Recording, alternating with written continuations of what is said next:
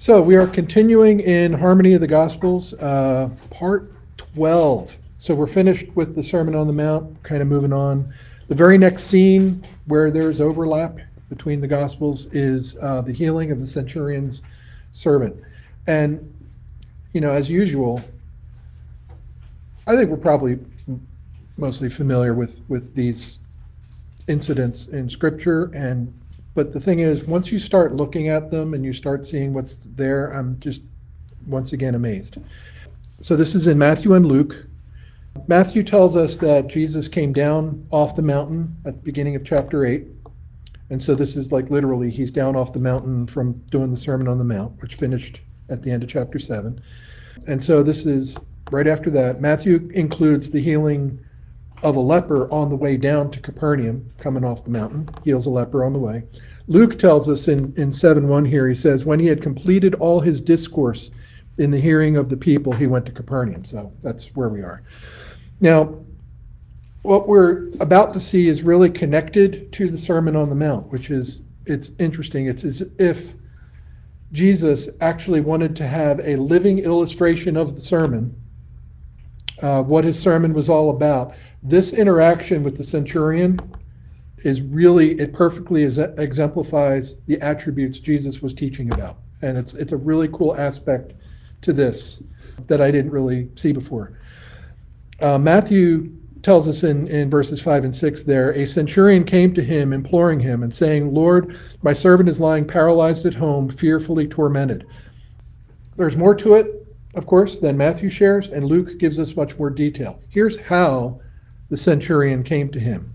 It says in verses 2 and 3 in Luke there, it says, and a centurion's slave who was highly regarded by him, was sick and about to die. When he heard about Jesus, he sent some Jewish elders asking him to come and save the life of his slave. So, yes, the centurion asked Jesus to come heal his servant, but not in person. He sent some envoys to Jesus. Now, first we need to picture how a centurion kind of fits into the picture here. Okay, so a centurion, we know this refers to somebody in the Roman army, right? We got that. I think we need to understand the level of person this is. It's more or less like a captain captain in the Army, not in the Navy. The Navy's weird. A Navy captain is much higher. Army captain would be kind of like a company level. Now, a name centurion comes from the fact that he's a leader of a century. Guess how many men are in a century? 100. Kind of the name. And so the way it worked is they had squads, tribunes, centuries, cohorts, and legions. Now, roughly those translates to our squads, platoons, companies, battalions, and divisions. We also throw in brigades in between battalions and divisions sometimes. I was in a brigade once. Whatever. It's roughly that. So it's roughly like a company would be in our military. Here's the thing. Where did this centurion come from? It would most likely, now we look at Roman army and we think, oh, well, they're Romans. They came from Rome, right? No, not necessarily. They recruited from all over the place. It would most likely be somebody who was recruited from the area. And according to historians, though, while they would entrust the Jews with being tax collectors, because, they're Jews, they're good with money. It's okay, I can get away with that, I'm married to a Jew. Matthew, Zacchaeus, they did not trust them with the levers of military power. They were too uppity. And because the Jews rebelled all the time against the Romans. And we're going to see the result of that a little bit. But so some scholars contend that it was very likely, and John MacArthur is actually of the opinion, that the centurion was very likely a Samaritan, because that was the largest group of non-Jews in that area. And so there were quite a few Gentiles. We know it's Galilee of the Gentiles, but the largest group other than Jews was Samaritans. They outnumbered everybody else. How did the Jews like the Romans? Not so much. We have a phrase that we use today to describe their feelings toward the Romans, but it's church and I can't say it. Something like them being on fire, the Jews wouldn't put them out, if you know what I mean. That's how the Jews felt about the Romans. There's only one group of people that the Jews counted as lower than the Romans or Gentiles in general, and that would be the Samaritans. So if this guy was a Samaritan and a Roman, consider the scene. Okay? Now we have a centurion representing the Roman Empire, likely a Samaritan, who was sending envoys to Jesus to ask for help. This part will really blow your mind, though. Who were the envoys? It says in Luke 7:3, he sent some Jewish elders. He sent who now? Jewish elders? The math is not mathing. Why would Jewish leaders appeal to Jesus ever, let alone on behalf of likely a Samaritan Roman centurion? Well, Luke explains in verses 4 and 5. When they came to Jesus, they earnestly implored him, saying, "He is worthy for you to grant this to him, for he loves our nation, and it was he who built us our synagogue." By the way, the ruins of that synagogue in Capernaum still exist to this day. They've uncovered them. It's there. Built, paid for by this man that we're reading about. It's really cool. A Gentile that loves the Jewish nation, worships the Jewish God, was not unknown. It happened. They had a term for it. They referred to them as God-fearers. So you see in the New Testament when they talk about God-fearers, that's what they're talking about. They could go through all the rites, circumcision, baptism, and all that, and convert to Judaism. But if they didn't do that, they were known as God-fearers. This is probably one of the most remarkable scenes in the New Testament for this idea. We know the Jewish leaders despise Jesus. We know that they despise the Romans. We know that they despise the Samaritans. And yet here they are. What would be really funny is if it was the Sabbath. But it's not. I just threw that out there because I thought that would be funny. What did they say? Well, back to Matthew. They reported the centurion as saying in verse 6, "Lord, my servant is lying paralyzed at home, fearfully tormented." I will point out that Luke in verse 2 says that this slave was highly regarded by him, which that's important. It's more than just the centurion wanted his slave well so he could bring him his dinner. There's actually some affection and compassion here for his slaves. By all accounts, he cared for this guy much, so much so that he goes through all this. But, we look at the institution of slavery from the 21st century and we have a really different view of what the ancient world. It could be cruel in the ancient world. It very often was not. It most often was not. You remember before Isaac was born that Abraham said that all of his inheritance was going to go to Eliezer of Damascus. That was a slave.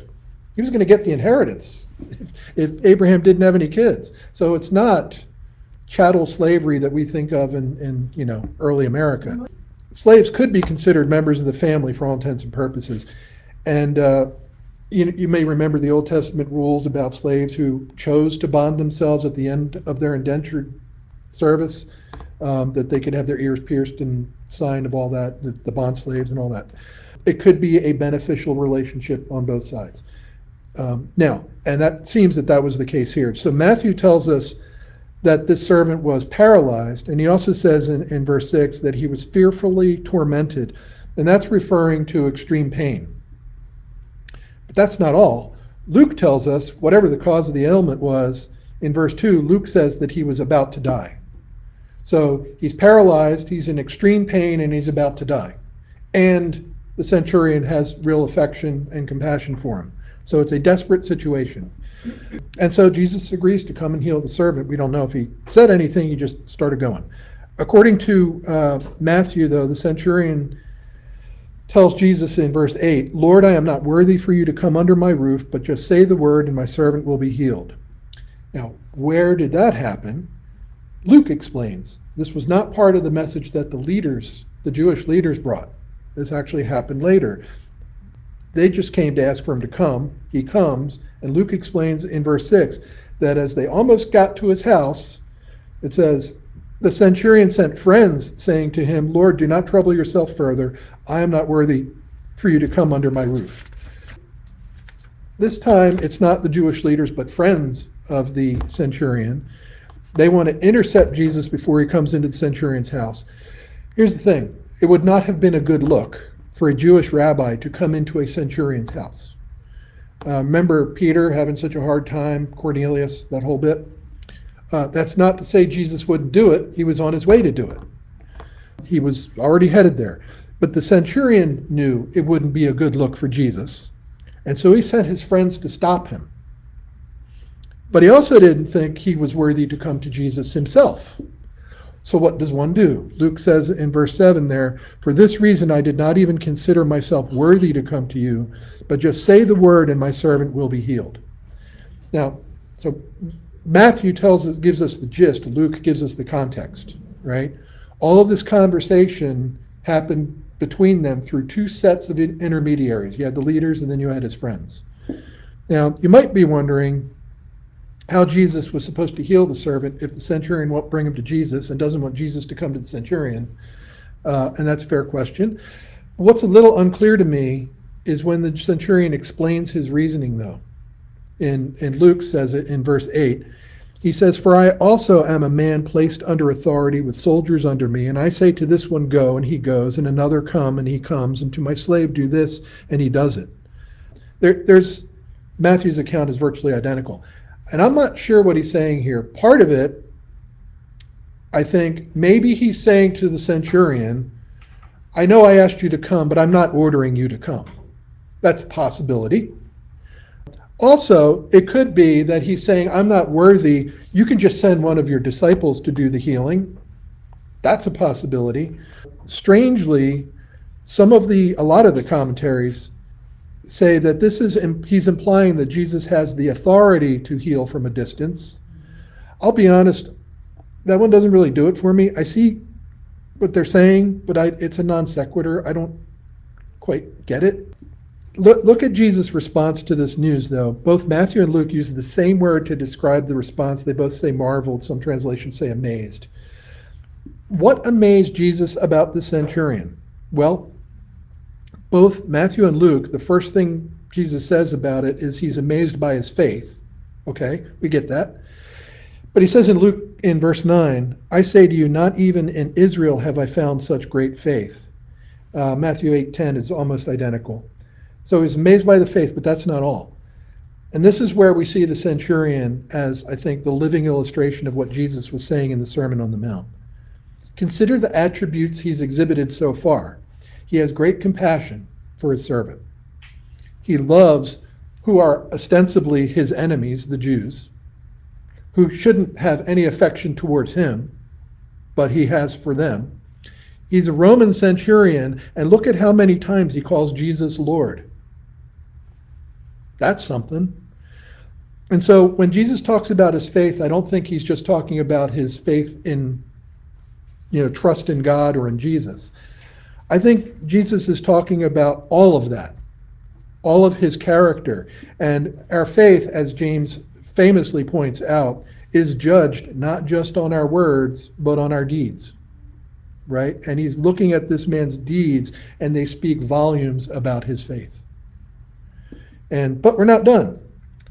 Luke is pretty much done. But Matthew includes a little epilogue that is really interesting. Jesus goes on to explain to the crowd, these Jews around him, that they're in for some big surprises when it comes to the kingdom of heaven. First, remember what they thought about the kingdom of heaven. The Jewish belief is that it was created for them. It was their destiny of all Jews to enter into the kingdom of heaven. And maybe some really good, really, really good Gentiles might get to come along, but they have to be really good. Hell was created for the rest of the Gentiles. This is in the Jewish mind.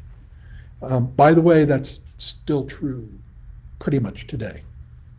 Hell's not for the Jews. That's what they believe. Keeping that in mind, listen to what Jesus says to them in verse 11. And "I say to you that many will come from east and west and will recline at the table with Abraham, Isaac, and Jacob in the kingdom of heaven." When he says east to west, he's not talking about Israel. He's talking about the Gentile nations. Many will come from the Gentile nations and will recline at the table with Abraham, Isaac, and Jacob. These Jews who won't even break bread with a Gentile are now being told that their destiny in paradise will be filled with stinking Gentiles from all over the world. Who let them in here? And then in verse 12, he says, but the sons of the kingdom will be cast out into outer darkness. In that place there will be weeping and gnashing of teeth. When he says sons of the kingdom, he's just poking them in the eye a little bit more. He's acknowledging that they considered themselves sons of the kingdom, and they were. I mean, who are the sons of Abraham, Isaac, and Jacob? It's the Jews, right? But he says they will be cast out into outer darkness. This is not a categorical statement, so don't take it that way. Not all Jews are lost, and not all Gentiles are saved. His point is, hey, look at this faith by the centurion. That's what you'll find in the kingdom of heaven, is people with that kind of faith, whether you're a Jew or a Gentile. And, a lot of Jews will miss it, and a lot of Gentiles will find it. And by the way, the idea is not unique to this incident either. Jesus told a whole parable about this. Remember the one about the wedding feast, where the king invites all of the people of the city to the wedding feast for his son, but they wouldn't come, right? And so the father of the groom, right, the king, even after trying to compel them, turns to strangers and invited them in. And in Matthew 22, 8 and 9, it says, then he said to his slaves, the wedding is ready, but those who were invited were not worthy. And go therefore to the main highways, as many as you can find there, invite to the wedding feast. What's interesting to me about that is that the Jewish leaders themselves came to Jesus and asked him to help the centurion in Luke 7:4. And they said, for he is worthy for you to grant this to him. And in the parable, the king says, those who were invited were not worthy. Isn't that cool? It's not about being Jew or Gentile. It's about what this centurion had. And he had a faith that was clearly seen in his life and in his actions. Next, over onto the next page, we start, this next section of overlap is a longer section where Jesus is dealing with the topic of John the Baptist. And it's a longer section. We're going to do the first part of it. I actually broke it up into 5 parts, and we're doing the first 2, but that's what would fit. And it was a good breaking point. Anyway, so he moves on from that scene where Jesus is giving the monologue to the crowd here. So, by the way, Jesus is answering the questions that John's disciples have brought him. And so John's in prison at this point, by the way. His disciples come, ask some questions, and so Jesus answers the questions and then gives a monologue. So we're not going to see the monologue. We don't have time to go through it all. But the next immediate thing, next context of this interaction, according to Luke, is Jesus in between the centurion thing, and Jesus raises from the dead the son of a widow. Okay, so that's only included in Luke. And that's described in the previous 7 verses, Luke 7, 11 to 17. And then Luke picks it up in verse 18 and says, the disciples of John reported to him about all these things. So, all those things, all these miracles. And again, John was in prison. Matthew describes it more generically, verses 2 and 3. He says, now when John, while in prison, heard of the works of Christ, he sent word by his disciples, and he said to him, are you the expected one, or shall we look for someone else? Now Luke's account of their question is virtually identical, but they're actually using a specific title here. They say the expected one, some translations say the coming one. This is one of many messianic titles from the Old Testament. Psalm 40 verse 7, it said, then I said, behold, I come, in the scroll of the book it is written of me. That was basically when they refer to the coming one, that's what they're referring to. Psalm 118:26, we know this because they sang it when Jesus entered Jerusalem. Blessed is the one who comes in the name of the Lord. And so it's the use of this title, the coming one, the one who comes. So speaking of John the Baptist, he used this title himself when he introduced Jesus.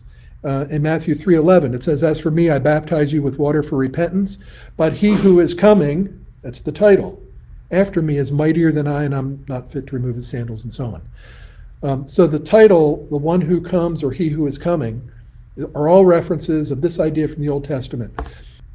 Again, John MacArthur says that the Jewish scholars believed that there would be, as the time came for the Messiah to come, there would be a succession of prophets that would come, one right after the other. And that was what they taught, what they believed. And then eventually the Messiah would come. So their question is really, are you the one we've been waiting for, or are you just the next prophet in the line? And so that's why I said, are you the expected one, or shall we look for someone else? Are you just another step along the road? By the way, remember, there's been 400 years of silence, right? So John the Baptist pops up, and then Jesus pops up, and they're like, okay. So John the Baptist, of course, he's in prison. He's having doubts about Jesus. I just quoted using the title, The Coming One. When he announced Jesus in the crowd. So at least at that point, when he announced Jesus during the baptism, he did believe Jesus was the Messiah. So what happened? What happened to John? Well, there are a couple things that can cause us to doubt. The first thing I think is appropriate here is our circumstances can cause doubt, right? And understandably, John's circumstances, being in jail, probably caused him to doubt. And here's the interesting thing. This doubt is not a sin. Jesus does not rebuke him. Jesus does not say, how can you doubt about this? Paul actually described very clearly that doubt is a sign of immaturity, not a sign of sin. And that having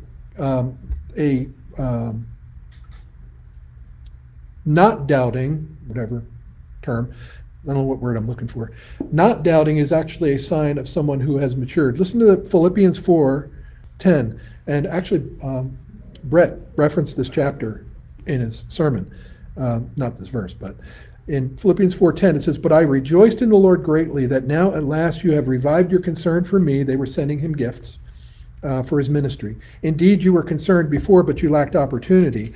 Not that I speak from want, for I have learned to be content in whatever circumstances I am." He says, I learned it. "I know how to get along with humble means. I also know how to live in prosperity. In any and every circumstance, I have learned the secret of being filled and going hungry, of both having abundance and suffering need."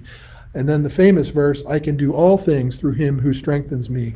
A very abused verse from the New Testament. We make it mean all kinds of things that it doesn't mean. It means be content. Can you have a lot or have a little? You can do both. You can do all things in Christ. That's what it's talking about.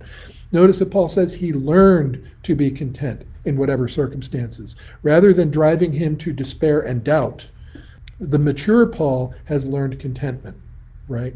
And he says, I know how to get along. I have learned the secret. And so the conclusion of all this experience is, he says, I can do all things through him who strengthens me. So Jesus does not rebuke John for having doubts. He answers his questions. Now I know, last week I talked about how doubting your salvation is sometimes a good thing. That's not what I'm talking about. I said examining yourself, examining your faith is a good thing. Doubt, lack of doubt is a thing of maturity though. So let me put it this way. It's okay to doubt yourself. Don't doubt God. That's what I'm saying. That's a thing of maturity. So there's one other thing though that can cause, well, there's a lot of things that can cause doubts. Another thing that can cause doubts is expectations. And this one might be some of John's issue, but it's more likely an issue for Jesus' disciples. The issue of unmet expectations. They were expecting certain things from the Messiah when he came, and so the Messiah is supposed to judge the world. He's supposed to set up David's throne and his kingdom forever, and they were going to rule with him, and that was going to be great, and everybody was happy except the Gentiles. But I'm kidding, that was not true. But they believed he was the Messiah, so it's only natural that what they were expecting from him was what they thought the Messiah would do. And he will get to it, just not yet.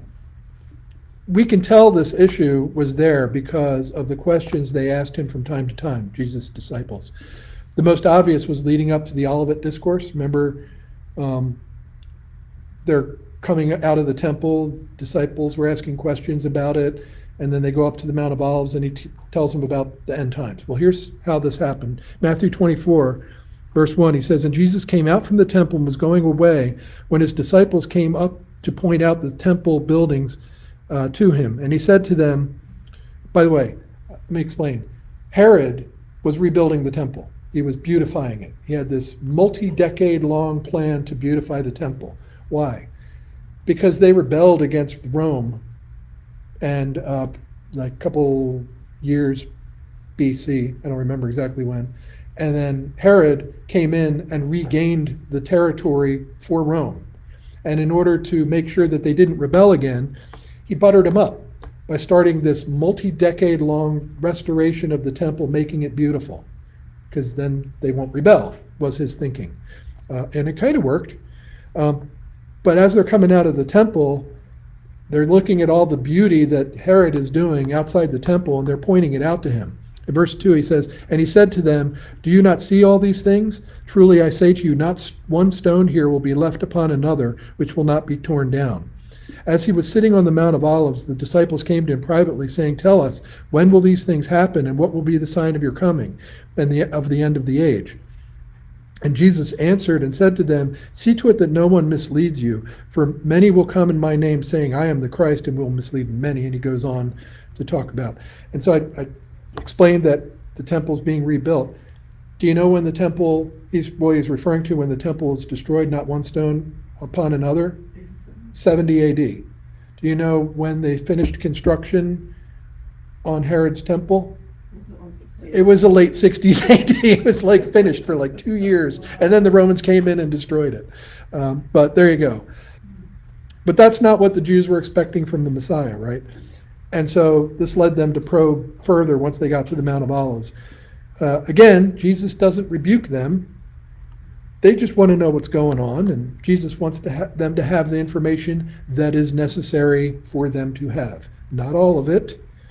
And so he warns them in verse 4, in Matthew 24, he says, "See to it that no one misleads you." Doubting is not a problem in itself, but doubting that leads you to being misled is a problem, right? Again, John MacArthur says, interestingly, the Greek term for doubt is only used of believers in the New Testament, which I find that interesting.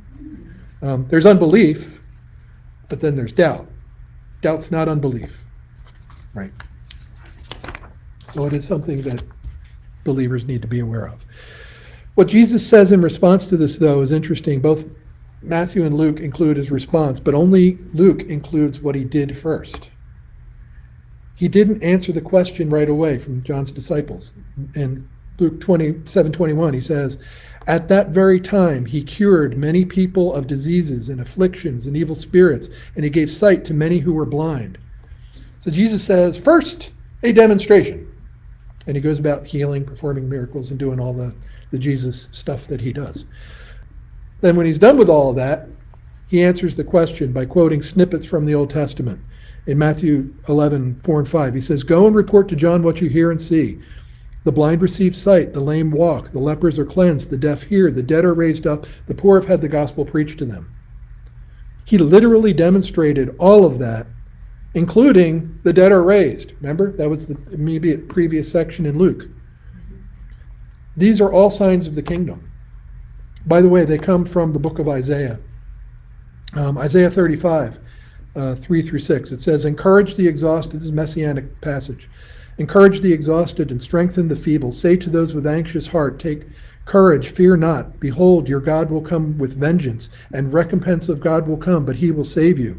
Then the eyes of the blind will be opened, the ears of the deaf will be unstopped. Then the lame will leap like deer, the tongue of the mute will shout for joy, for waters will break forth in the wilderness and streams in the Arabah."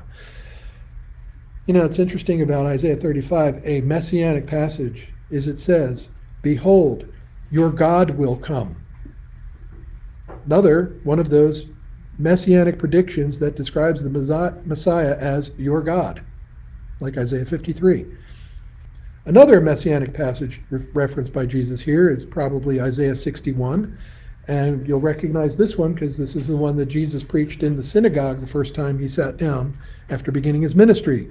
"The Spirit of the Lord God is upon me, because the Lord has anointed me to bring the good news to the afflicted. He has sent me to bind up the brokenhearted, to proclaim liberty to captives and freedom to prisoners, to proclaim the favorable year of the Lord and the day of vengeance of our God, to comfort all who mourn," and he goes on. Again, that's the one that Jesus said, read it, and then said, it's been fulfilled in your hearing. Well, guess what? It's also being fulfilled here for John the Baptist and his disciples. Report to John what you've seen. All these things are being fulfilled. The last thing that Jesus says here, and we'll close with this, is he says, blessed is he who does not take offense at me. It's identical in both Luke and Matthew. The word take offense comes from a Greek root that describes somebody who is trapped. He's saying, don't get trapped by your expectations of me, because that's when you'll be blessed. Don't. By the way, both of those passages I read from Isaiah, they both include judgment. Your God will come with vengeance. The recompense of God will come, but he will save you. It's going to save you first, and then he'll come with vengeance for those who reject him. The other one, proclaim the favorable year of the Lord and the day of vengeance of our God. Right? So he will get to all that stuff that you're expecting, just not yet.